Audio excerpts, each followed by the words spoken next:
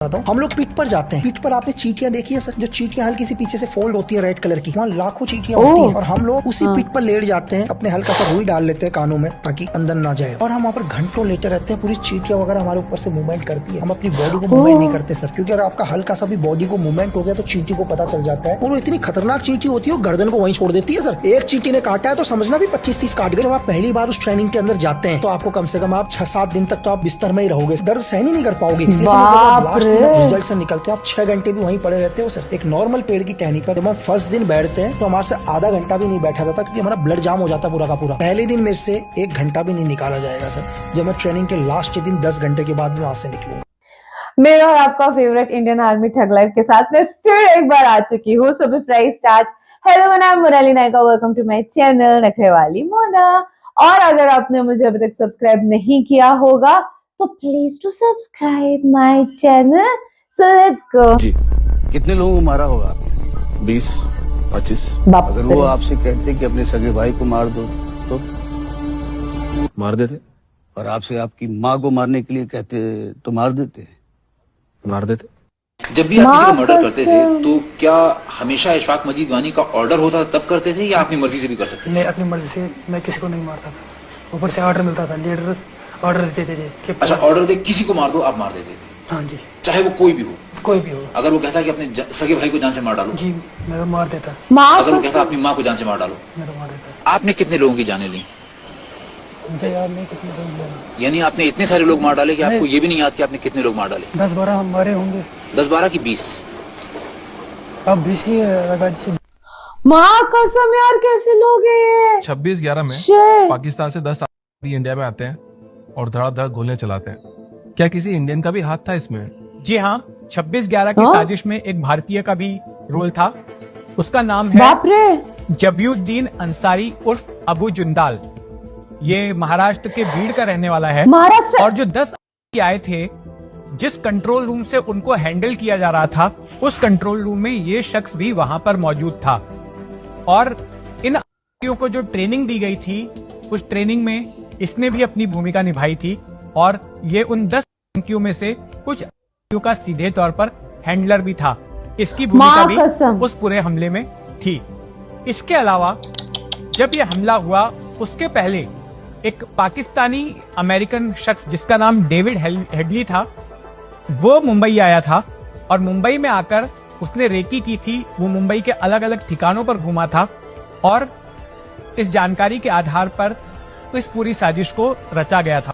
38 KG explosive ले लो बोला जाकर। मैं गया, मैंने कहा सर एक्सप्लोजिव चाहिए 38 केजी। भाई 20-20 केजी के 2 मिट्टी के दे दिए। बोला ये एक्सप्लोजिव समझो अभी के लिए, ठीक है। अरे मेरा तो हो गया माथा खराब। मैंने कहा 20-20 केजी 40 केजी सब कुछ डाल के मैंने पिट्ठू में डाला। यार भाई मेरा तो दिमाग खराब। और सबको, किसी को आरएल पकड़ा, आरएल दे रखा है, किसी को 16 केजी का लट होता है, 20 केजी का पकड़ा रखा है। कि जो उसने हमारे को रात को 40 किलोमीटर दिखाया था ना दिन में, शाम को 6 बजे बोल रहा है गो अब चलेंगे। भाई जो जो उसने दिखाया, अब हमारे को चलना है भाई, हमारी तो हालत खराब हो गई। वो 40 केजी मेरा 5 किलोमीटर के बाद तो मुझे 60 केजी लगने लग गया भाई। मेरी मदद कोई इसलिए नहीं करता क्योंकि सबके पास कुछ ना कुछ है। मदद तो तब करे ना कोई खाली हो, हर कोई कुछ ना कुछ है। 10-12 किलोमीटर जाने के बाद क्या हुआ यार नंदू भाई, एक ऐसा खड्डा था, ऐसा यूं करके स्लोप था और यूं करके उठना, ज्यादा नहीं था भाई। मैं नीचे तो चला गया, मैं ऊपर ही नहीं चल पा रहा हूँ यार। मिट्टी का था ना, पक्का नहीं था। पक्का होता तो चढ़ जाता, जैसे चल रहा हूँ कदम नहीं चल रहा आगे। अब मैंने चुपचाप से मैंने कहा भाड़ में जाए जो होगा, ग्रेडिंग जाए भाड़ में। मैंने छत से जूते खोलने का बहाना लगाया। पीछे लाइट तो कोई जला ही नहीं सकता, लाइट अलाउ नहीं है, तो क्या मैंने एक निकाल के भाई साहब चुपचाप फेंक दिया साइड में। थोड़ा रिलैक्स मिला। 10-12 किलोमीटर फिर गया, फिर वो उतना ही वजन लगने लग गया जितना पहले था। जितना शुरू में था वो 20 केजी में उतना ही लग रहा। मैंने फिर जूते खोलने का बहाना करा साइड में यूं करके। रात के तो अंधेरा था, 11-12 बजे। नंदू भाई मैंने वो 20 केजी भी निकाल के फेंक दिया। खाली बैग लेके, अरे रस्सी लेके, रस्सी मतलब 2-4 भर लिया सारा। कुछ नहीं तो खाली बैग लेके मैं चल रहा आराम से भाई। टारगेट से 200-300 मीटर पहले होल्ड कराते हैं, और हमसे भी पहले 2-3 ग्रुप को भेजा ठहरा। हर एक का टाइमिंग होता है वहां पर। जैसे हम लोगों की 20 लोगों की टीम थी, तो हमसे पहले भी 20 वहां पहुंचे। लाइट तो चलाना अलाउ नहीं है, सब रेस्ट कर रहे भाई। वहां पहुंचे, हम भी रेस्ट। कि ईश्वर वाले की किस्मत देखो कि जैसे ही मैं देखा तो एक और पिट्ठू वहां पड़ा हुआ दिखाई करके हल्का सा। मैंने कहा ये क्या है यार अंधेरे में। वो देखा, उठा के देखा, वो मिट्टी मैंने अपना छोड़ा, उसका उठा लिया भाई वहां से। कोई नजदीक कोई था ही नहीं, अंधेरा था, रात के 1:30 बज रहे थे यार। मैं आके चुपचाप कहीं और लेट गया। अब थोड़ी देर के बाद हमसे वो गुरु पहले गया था, अब उसके बाद वो तो चले गए, जो भी उनकी एक्सरसाइज हुई होगी। फिर हम गए, आधे घंटे के बाद हमने बिल्कुल धमाका उड़ा दिया वो टावर। तो इंस्ट्रक्टर सब चीज देखता है, पूरा चार्ज आर्ज लगा हुआ, उसने देखा कि मैंने डेमोलेशन चार्ज लगा रखा है बिल्कुल। फिर हम उसके बाद आए 1-1.5 घंटे के बाद। जैसे हम कैंप में पहुंचे, जो पार्टी हमसे पहले घरी हुई थी ना, वो फ्रंट टूल बैक रूल लगा रही, और her back rule front tool के साथ चल रहा था। हम देश के गद्दार हैं, हम देश के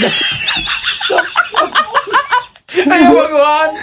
अब जब किसी को सजा मिलती है तो एक रूल है भाई, तुम शांत हो जाओ, कई वो नंबर तुम्हारा भी आ सकता है हमसे कोई। तो उस्ताद बोल रहा, बताओ इनको तुमने क्या किया है। तो वो बोले कि हम देश के गद्दार हैं, हम बारूद लेके नहीं गए। तो वो मैंने कहा यार ये नौबत, तुम अपने मन में सोचा कि ये नौबत तो हमारी आनी थी भाई। तो वो जो उसको सजा इसलिए मिल रही थी, जो एक्सप्लोजिव नहीं था जो मैं ले लिया था वहां से 100-200 मीटर पहले से। आपकी ट्रेनिंग स्टार्ट होगी सुबह 4 बजे से, ठीक है। 4 बजे आप पीटी ग्राउंड पर रिपोर्ट करोगे। Oh my God. और रात को 1 बजे आप छूटोगे। बाप रे। 3 घंटे में जाने के बाद आप अपना वेपन भी जमा कराओगे। ऐसा नहीं कि जाते ही 1 बजे आपको छोड़ दिया तो आप बगल में बेड पर लेट जाओगे, ऐसा नहीं। वहां से आप कम से कम आधा किलोमीटर जाओगे। जाने के बाद आपके पास जो वेपन है, उस वेपन को आप जमा करके आओगे। उसके बाद जो दिन भर आप शिविर में भी गए हो, वहां शिविर मतलब गटर के अंदर भी डाल देते हैं, वहां दिन में आप गए होंगे। फिर आप ऐसे तो बेड पर नहीं जा सकते ना, तो फिर कपड़े भी ऐसे नहीं खोलते थे हम लोग। कपड़े कैसे खोलते थे, क्योंकि ऐसे खोलेंगे तो जो शिवर है वो पूरा आपके मुंह में भी आएगा। तो एक दोस्त दूसरे दोस्त की बनियान को काटता था, फाड़ता था यूं करके, ऐसे करके निकालना, ऊपर से नहीं खोलना। तो इस सब प्रोसीजर में भी आधा पौन घंटा लग जाता है। इसके बाद जाके बेड में जाएंगे, फिर बेड में जैसे लेटेंगे सर 2-2.5 घंटे के बाद फिर दोबारा पीटी ग्राउंड पर रिपोर्ट करना है। माँ कसम यार, पढ़ा था ऐसा कि साइंस बोलता है कि एक आदमी को 5 या 6 घंटे सोना चाहिए मिनिमम, राइट? मिनिमम। तो 2 घंटे अगर आप 38 डेज तक जगते रहे, आप पागल हो जाओगे सर। सही में पागल, मैं एक दिन में पागल हो जाती हूँ। तो ट्रेनिंग ही हुई है भाई। बाप रे, हमने मारना ही तो सीखा है। तो मुझे कमांडिंग अफसर ने बोला कि चाऊ क्या कर रहा है, सर नथिंग। बोलता है वो बगल वाली कंपनी में वो लड़का है, तू उसे उठा सकता है? हाँ सर। वो उठा ले। ठीक है सर। शाम हो चुकी थी, रात का टाइम था। मैं लिया, मैंने अपने साथ लड़के लिए 2-3, एक टाटा सुमो ली, ड्राइवर को बिठाया कंपनी में। कपड़े कि तू खाना खा। कपड़े तो हमेशा होते हैं ना हमारे पास, नॉर्मल नहीं, हर तरह के होते हैं। राष्ट्रीय एफएस में we do everything. Operational requirement में करना पड़ता है, बट नॉट नेसेसरी कश्मीरी बनो, पाकिस्तानी भी बन सकते हो। ऐसा एक रास्ता था कच्चा, ली टाटा सुमो, गए वहाँ पे उस लड़के के घर गए, अंदर गए, गले में हाथ डाला, फिल्मी स्टाइल में लिया, बिठाया गाड़ी में, ले आए। कमांडिंग अफसर का फोन आया। चिल्लाते हैं ना, और हमारे होते हुए चिल्ला कैसे पाओगे? तो हमारी ट्रेंड है बात। हम तो आपको बिना चिल्लाने दिए मार डालेंगे जान से। ओह गॉड। वो सबसे पहला क्लिप बहुत खतरनाक था, बहुत खतरनाक था। वो लिटरली इज लाइक कि मुझे जो बोलेंगे मैं वो करूंगा। तो माँ को हाँ मैं मार दूंगा। मैंने अपने आप से किसी को नहीं मारा, जो भी कमांड्स आए उनके जो बॉस होंगे उनसे आए, उसने उस हिसाब से मारा।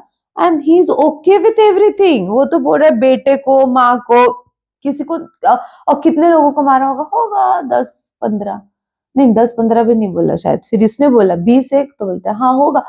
काउंटिंग भी नहीं पता यार, कैसे कैसे लोग हैं यार।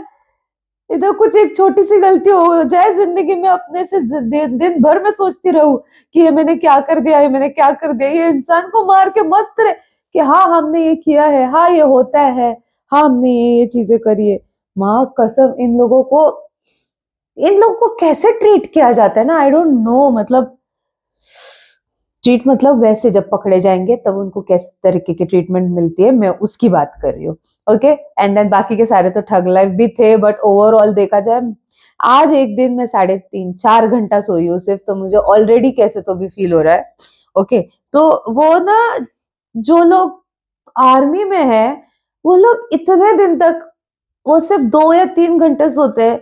आप जस्ट इमेजिन करो वो लोग क्या क्या चीजें नहीं करते यार इस देश के लिए और हमारे लिए। हम लोग बहुत लग्जरी में हैं। जब मैं इनकी वीडियोस देखती हूँ ना तब मुझे लिटरली फील होता है कि हम लोग बहुत सुकून में हैं, बहुत अच्छे से रह रहे हैं, उल्टा बहुत मजे में जिंदगी जी रहे हैं। हम लोग छोटी मोटी जो कंप्लेंट्स करते रहते हैं ना जिंदगी की कि मेरे साथ ये हो गया, मेरे साथ कुछ नहीं हुआ है boss. Everything is going best in your life. ये तुम्हारी सोच की प्रॉब्लम है। लुक एट देम, कितनी सारी चीजें सैक्रिफाइस यार। उठाओ 20-20 किलो कंधे पे एंड देन लुक कि कैसे लगता होगा। थोड़े देर भी नहीं हो सकता यार वो। आपको क्या लगा इसके बारे में? सबसे खतरनाक क्लिप कौन सा लगा आप मुझे कमेंट में जरूर बताना। था मेरा रिएक्शन जितना हो सके लाइक कमेंट शेयर से भर दो गाइस। हो सके तो सुपर थैंक्स भी देना, मेरे चैनल की ग्रोथ के लिए हेल्प हो जाती है। बाकी परत मिळालेचा